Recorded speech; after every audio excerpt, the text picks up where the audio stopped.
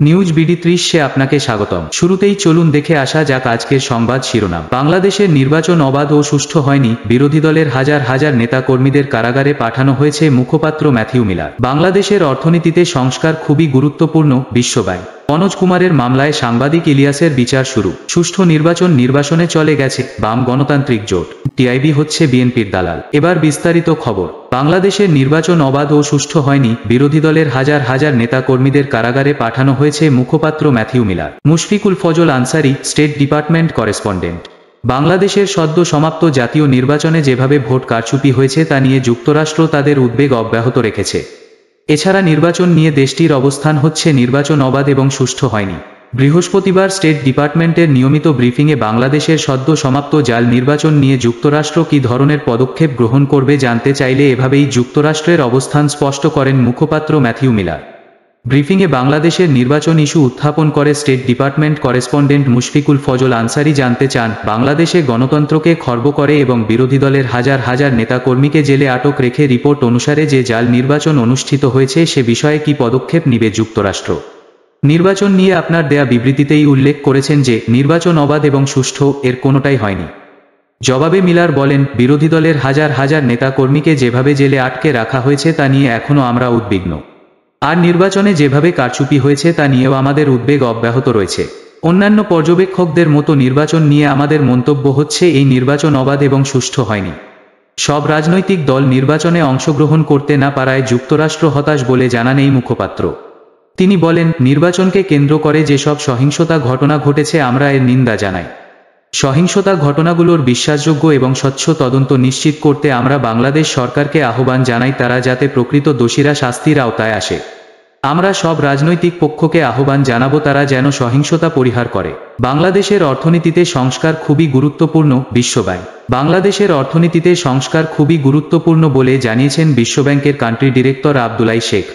বৃহস্পতিবার সচিবালয়ে নতুন অর্থমন্ত্রী আবুল হাসান মাহমুদ আলীর সঙ্গে বৈঠকের পর উপস্থিত সাংবাদিকদের সঙ্গে আলাপকালে তিনি এ মন্তব্য করেন। বিশ্বব্যাংকের কান্ট্রি ডিরেক্টর বলেন, বাংলাদেশের নতুন অর্থমন্ত্রীর সঙ্গে আমাদের একটা ভালো বৈঠক হয়েছে। আমরা বাংলাদেশকে সহায়তার বিষয়টি পুনর্ব্যক্ত করেছি। আপনারা জানেন এই সহায়তা অনেক বড় ও জোরালো। আন্তর্জাতিক আর্থিক সংস্থা হিসেবে বাংলাদেশকে সহায়তায় আমরা অঙ্গীকারাবদ্ধ। আমরা আলোচনা করেছি এই সহায়তা অব্যাহত রাখার বিষয়ে। তেমনি সংস্কারের বিষয়টিও ছিল, কারণ সংস্কার খুবই গুরুত্বপূর্ণ। অর্থনৈতিক সংস্কার এজেন্ডা নিয়ে আমাদের মধ্যে কথা হয়েছে। নতুন কোনো বিনিয়োগ নিয়ে কথা হয়েছে কিনা সাংবাদিকদের এমন প্রশ্নের জবাবে তিনি বলেন, বাংলাদেশ স্বাধীন হওয়ার পর থেকে আমরা সহায়তা করে আসছি। মনোজ কুমারের মামলায় সাংবাদিক ইলিয়াসের বিচার শুরু। পিবিআই প্রধান মনোজ কুমারের করা ডিজিটাল নিরাপত্তা আইনের মামলায় সাংবাদিক ইলিয়াস হোসেনের বিরুদ্ধে অভিযোগ গঠন করেছেন ট্রাইব্যুনাল। ফলে মামলার আনুষ্ঠানিক বিচার শুরু হয়েছে। বৃহস্পতিবার ঢাকার সাইবার ট্রাইব্যুনালের বিচারক এম জুলফিকার হায়াতে অভিযোগ গঠন করেন। এ মামলায় অপর আসামি বাবুল আক্তারের ভাই মো. হাবিবুর রহমান লাবুকে মামলার দায় থেকে অব্যাহতি দিয়েছেন আদালত।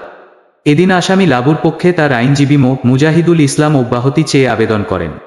রাষ্ট্রপক্ষে মোহাম্মদ নজরুল ইসলাম শামীম অভিযোগ গঠনের পক্ষে শুনানি করেন। শুনানি শেষে আদালত আসামি লাবুকে মামলা থেকে অব্যাহতি দেন ও আসামি ইলিয়াসের বিরুদ্ধে অভিযোগ গঠন করেন। একই সাথে এ মামলার সাক্ষ্য গ্রহণের জন্য আগামী 28 এপ্রিল দিন ধার্য করেন। মামলার অভিযোগ থেকে জানা যায়, 2022 সালের 27 সেপ্টেম্বর রাজধানীর ধানমন্ডি থানায় পিবিআই প্রধান মনোজ কুমার মজুমদার মামলা করেন। ওই বছরের 10 নভেম্বর বাবুল আক্তারকে এ মামলায় গ্রেফতার দেখানো হয়। এরপর তাকে জিজ্ঞাসাবাদের জন্য একদিনের রিমান্ডে নেওয়া হয়। রিমান্ড শেষে তাকে কারাগারে পাঠানো হয়। এ মামলায় বাবুল আক্তারের ভাই লাবু ও বাবা ওয়াদুদ জামিনে রয়েছেন, তবে সাংবাদিক ইলিয়াস পলাতক।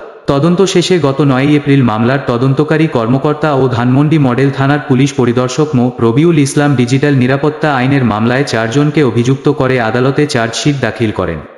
তবে বিশেষ ক্ষমতা আইনের অভিযোগ প্রমাণিত না হওয়ায় তাদের অব্যাহতির সুপারিশ করা হয়। সুষ্ঠু নির্বাচনে চলে গেছে বাম গণতান্ত্রিক জোট। গণতন্ত্রহীনতায় সুষ্ঠু নির্বাচনে চলে গেছে বলে অভিযোগ করেছে বাম গণতান্ত্রিক জোট। তারা বলেছে, সরকারের আচরণ, পুলিশ প্রশাসনকে ব্যবহার আর নির্বাচনী পরিস্থিতিতে দেখা যায় দেশের নির্বাচন ব্যবস্থা এখন ভঙ্গুর। বৃহস্পতিবার সকালে বাম গণতান্ত্রিক জোট আয়োজিত এক সংবাদ সম্মেলনে লিখিত বক্তব্যে এমন দাবি করেন জোটের সমন্বয়ক ও বাংলাদেশের কমিউনিস্ট পার্টির সিপিবি সাধারণ সম্পাদক রুহিন হোসেন প্রিন্স। রাজধানীর পুরানা পল্টনের মুক্তিভবনের মৈত্রী মিলনায়তনে এ সংবাদ সম্মেলন অনুষ্ঠিত হয়। লিখিত বক্তব্যে রুহিন হোসেন বলেন, সরকার একদলীয় ব্যবস্থা কায়েম করে দেশে কর্তৃত্ববাদী ফ্যাসিবাদী শাসন ব্যবস্থা আরও পাকাপোক্ত করতে মরিয়া চেষ্টা চালাচ্ছে। এরা রাজনীতিকেও রাজনীতিবিদদের কাছ থেকে নির্বাসনে পাঠিয়েছে। দুর্বৃত্তায়িত রাজনীতির ফলে লুণ্ঠনকারীরা এসব দলের চালকের আসনে বসে আছে। এরা রাজনীতিকেও রাজনীতিবিদদের কাছ থেকে নির্বাসনে পাঠিয়েছে।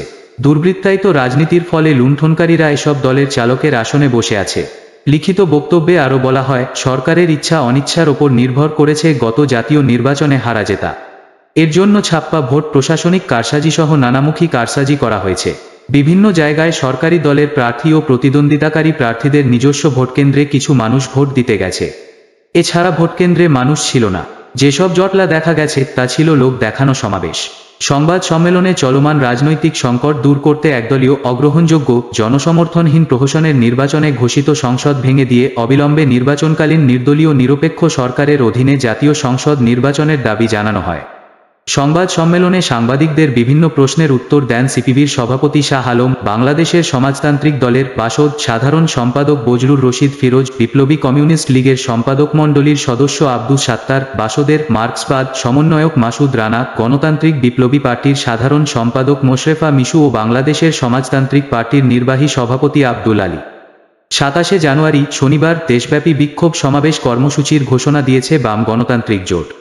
দ্রব্যমূল্য নিয়ন্ত্রণ, সিন্ডিকেট ভাঙা, রাষ্ট্রীয় উদ্যোগে বিকল্প বাজার ও রেশনিং ব্যবস্থা, ন্যায্য মূল্যের দোকান চালু, শ্রমিকদের ন্যূনতম মজুরি নির্ধারণের দাবিতে এই কর্মসূচি পালন করা হবে।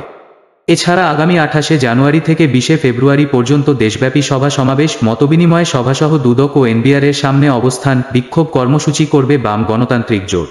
টিআইবি হচ্ছে বিএনপির দালাল। আওয়ামী লীগের সাধারণ সম্পাদক এবং সড়ক পরিবহন ও সেতুমন্ত্রী ওবায়দুল কাদের বলেছেন, টিআইবি হচ্ছে বিএনপির দালাল।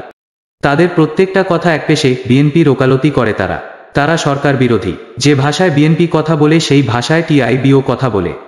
আজ বৃহস্পতিবার সকালে আওয়ামী লীগ সভাপতি শেখ হাসিনার ধানমন্ডির রাজনৈতিক কার্যালয়ে এক সংবাদ সম্মেলনে আওয়ামী লীগ সাধারণ সম্পাদক এসব কথা বলেন।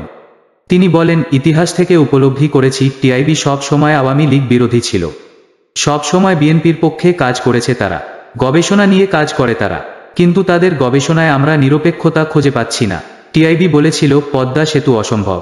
সিপিডিও একই মন্তব্য করেছিল, কিন্তু বাস্তবতা কি দেশবাসী দেখেছে।